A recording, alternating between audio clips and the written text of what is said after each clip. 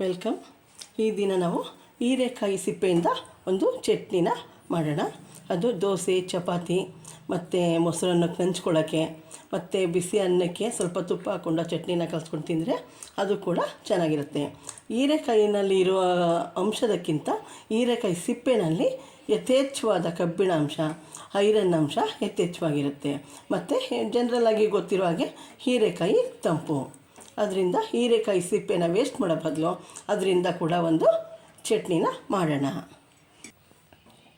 ಈಗ ಒಲೆನ ಹಚ್ಚಿ ಅದ್ರ ಮೇಲೆ ಒಂದು ಬಾಣಲಿನ ಇಟ್ಟಿದ್ದೀನಿ. ಈಗ ಅದಕ್ಕೆ ಹೀರೆಕಾಯಿ ಸಿಪ್ಪೆನ ಹಾಕೋಣ.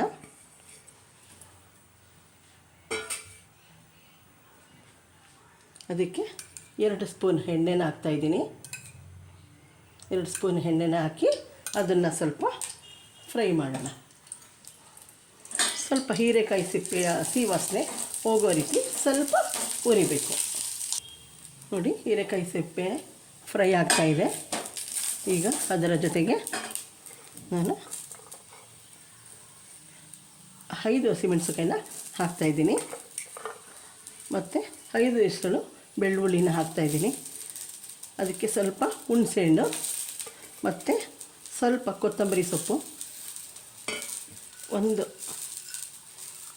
8-10 ಕಾಳುಮೆಣಸು ಮತ್ತು ಅರ್ಧ ಸ್ಪೂನ್ ಜೀರಿಗೆ ಮತ್ತು ಸ್ವಲ್ಪ ಕರಿಬೇವಿನ ಎಲೆಗಳು. ಇಷ್ಟನ್ನು ಕೂಡ ಹಾಕಿ ಒಂದು ನಿಮಿಷ ಸ್ವಲ್ಪ ಹುರಿಯೋಣ. ಅಂದರೆ ಈಗ ಹಾಕಿರುವಂಥ ಸಾಮಾನುಗಳ ಅದರ ಹಸಿ ವಾಸನೆಯನ್ನು ಸ್ವಲ್ಪ ಹೋಗಲಿ.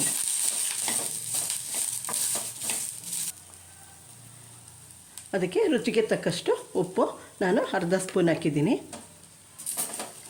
ನೋಡಿ, ಈಗ ಹಸಿಮೆಣಸಿಕಾಯಿ, ಹೀರೆಕಾಯಿ ಸಿಪ್ಪೆ ಎಲ್ಲ ಕೂಡ ಸ್ವಲ್ಪ ಎಣ್ಣೆಯಲ್ಲಿ ಫ್ರೈ ಆಗಿ ಅದರ ಹಸಿ ವಾಸನೆ ಹೋಗಿದೆ. ಈಗ ಸ್ಟವ್ ಆಫ್ ಮಾಡಿ ಅದನ್ನು ಮಿಕ್ಸಿಗೆ ಹಾಕ್ಕೊಂಡು ಪೇಸ್ಟ್ ಮಾಡ್ಕೊಳ್ಳೋಣ. ಈಗ ಒಲೆ ಆನ್ ಮಾಡಿ ಅದೇ ಬಾಣಲಿನ ಮತ್ತೆ ಒಲೆ ಮೇಲೆ ಇಡೋಣ. ಅದಕ್ಕೆ 3 ಸ್ಪೂನ್ ಎಣ್ಣೆನ ಹಾಕ್ತಾಯಿದ್ದೀನಿ.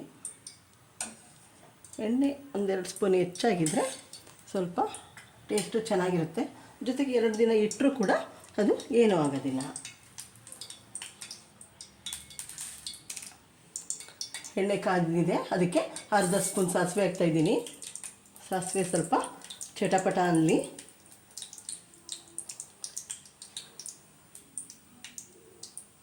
ಅದಕ್ಕೆ ಒಂದು ಅರ್ಧ ಸ್ಪೂನ್ ಹಿಂಗೆ ಹಾಕ್ತಾಯಿದ್ದೀನಿ.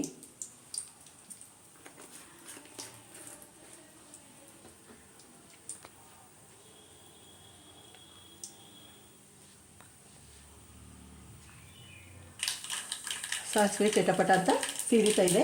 ಈಗ ನಾವು ರುಬ್ಬಿದ್ವಲ್ಲ ಆ ಪೇಸ್ಟ್ನ ಹಾಕ್ಕೊಳ್ಳೋಣ. ಎಣ್ಣೆ ಅಂಶ ಸ್ವಲ್ಪ ಹೊರಗಡೆ ಹಾಕ್ತಾನೆ, ಅದಕ್ಕೆ ಇದು ಹಾಕ್ತಾಯಿದೆ.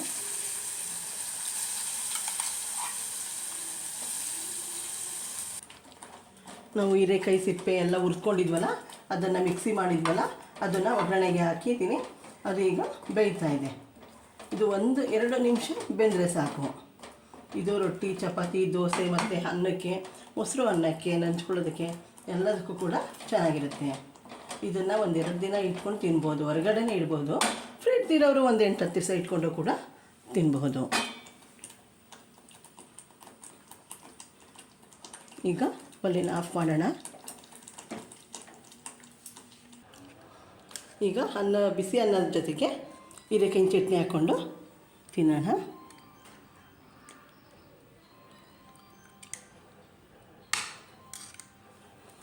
ಈ ರೀತಿ ಬಿಸಿ ಅನ್ನಕ್ಕೆ ಸ್ವಲ್ಪ ತುಪ್ಪ ಹಾಕ್ಕೊಂಡು ಹೀರೆಕಾಯಿ ಚಟ್ನಿ ಹಾಕ್ಕೊಂಡು ತಿಂದರೆ ತುಂಬ ಟೇಸ್ಟಾಗಿರುತ್ತೆ.